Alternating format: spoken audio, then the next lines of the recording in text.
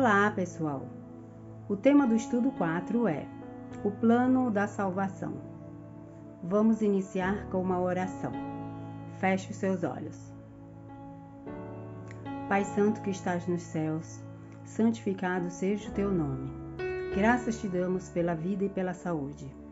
Ajude-nos a compreender por que Jesus morreu na cruz e o que significa perdão. Abençoe, perdoe os nossos pecados e nos salve. Em nome de Jesus, amém.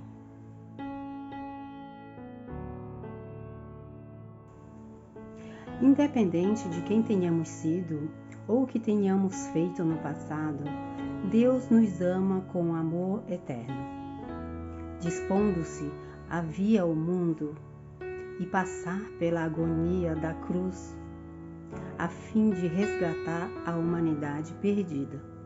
Como posso ser bom diante de Deus? Como posso apagar meu passado mal? Como posso ser apresentada sem culpa diante de Deus? Como posso ser salva? O caminho para a vida eterna é muito fácil de ser achado e compreendido, mas poucos sabem como ir a Cristo e experimentar a alegria, a paz de espírito, o perdão e a esperança. O presente estudo mostra a resposta bíblica para uma vida cristã vitoriosa. Quantos são pecadores e qual é o resultado do pecado? Está lá em Romanos 5:12 e Romanos 6:23. A morte passou a todos os homens, porquanto todos pecaram, e o salário do pecado é a morte. A Bíblia declara que o salário do pecado é a morte. Romanos 6:23. Segundo a lei, para haver remissão ou perdão dos pecados, se purifica com o sangue derramado por Cristo na cruz. E sem derramamento de sangue, não há remissão ou perdão dos pecados. Hebreus 9:22. O sacrifício de Cristo na cruz é eficaz e para sempre. Qual a missão do Filho de Deus ou de Jesus Cristo? A resposta está lá em João 3:16 e 17. Porque Deus amou ao mundo de tal maneira que deu o seu Filho unigênito, para que todo aquele que nele crê não pereça, mas tenha a vida eterna. Porquanto Deus enviou o seu Filho, não para que julgasse o mundo, mas para que o mundo fosse salvo por ele. Vou falar sobre o perdão e a salvação. O perdão foi concedido a todos nós, por Jesus na cruz.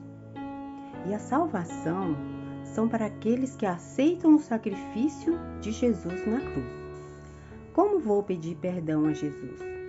À medida que reconhecer os pecados, de preferência de joelhos, ou de pé, ou sentado, ou como estiver.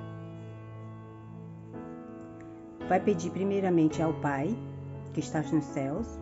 Pai, que estás nos céus, cometi tal erro. Aí se diz o nome. E finaliza, em nome de Jesus. Amém. Por exemplo, vou orar assim.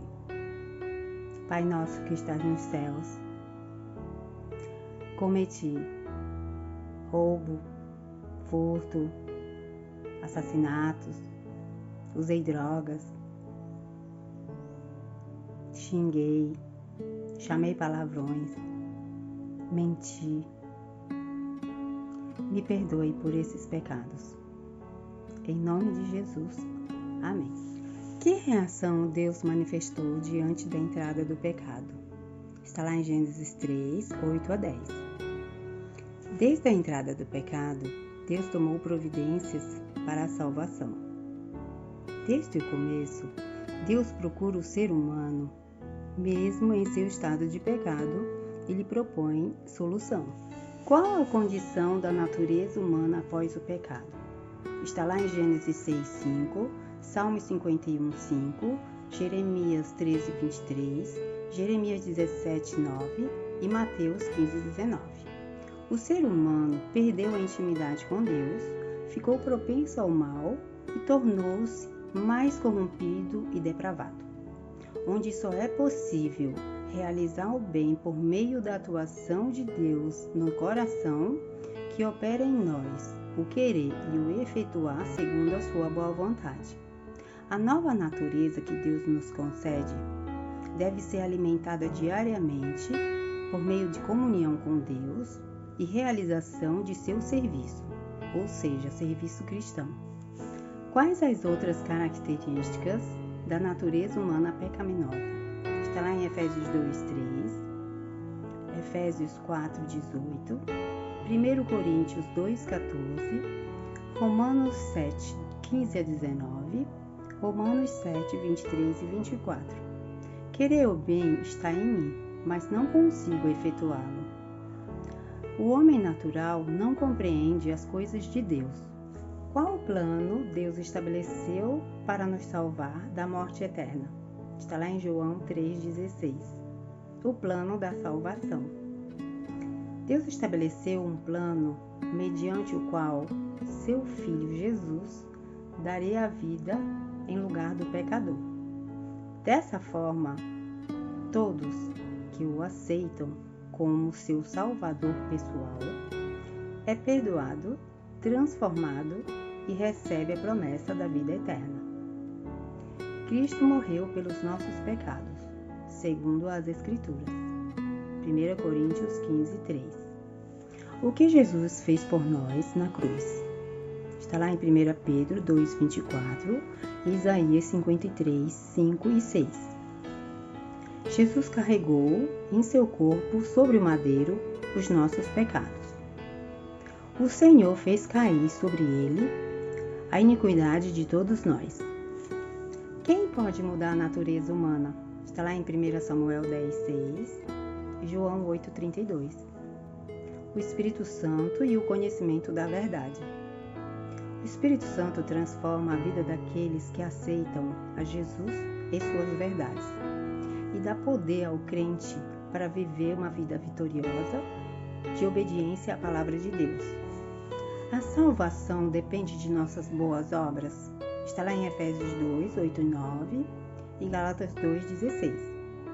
Não. Muitos imaginam que podem alcançar a salvação por meio de campanhas, beneficentes, doações, penitências, obra humanitária, boa conduta. Essas atitudes são boas e recomendadas, mas a salvação é um presente de Deus, recebida através da fé em Jesus Cristo, e depende da decisão do ser humano. Como posso alcançar a salvação? Está lá em 1 João 5:11 e 12 e Hebreus 5:9.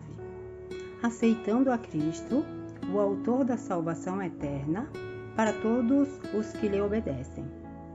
O processo da salvação depende dos seguintes passos. Primeiro, aceitar Cristo como meu Salvador pessoal. Atos 4:12. 2. Arrependimento e conversão. Atos 3:19. 3. Confissão dos nossos pecados a Cristo. 1 João 1:9. 4. Obediência aos mandamentos. João 14:15. 5. Novo nascimento por meio de batismo. João 3:5. 6. Buscar continuamente crescimento espiritual. Mateus 24:13. 7. Examinais as Escrituras, porque julgais ter nelas a vida eterna. João 5:39. Quais são os outros passos para a salvação? Precisamos reconhecer os nossos pecados, arrependermos dos nossos pecados, pedir perdão a Jesus por nossos pecados, deixarmos os nossos pecados e nunca mais cometê-los. Chegamos ao término do estudo 4. Vamos finalizar com uma oração. Feche os seus olhos. Pai nosso que estás nos céus, obrigado por nos mostrar o plano que nos leva para a vida eterna. Ajude-nos a fazer autoavaliação das nossas vidas, dos nossos erros. Ajude-nos a transformar o nosso caráter defeituoso. Ajude-nos a ter um relacionamento mais profundo contigo. Clamamos pela presença diária do Espírito Santo em nossas vidas. Nos perdoe, nos abençoe e nos salve. Em nome de Jesus, amém.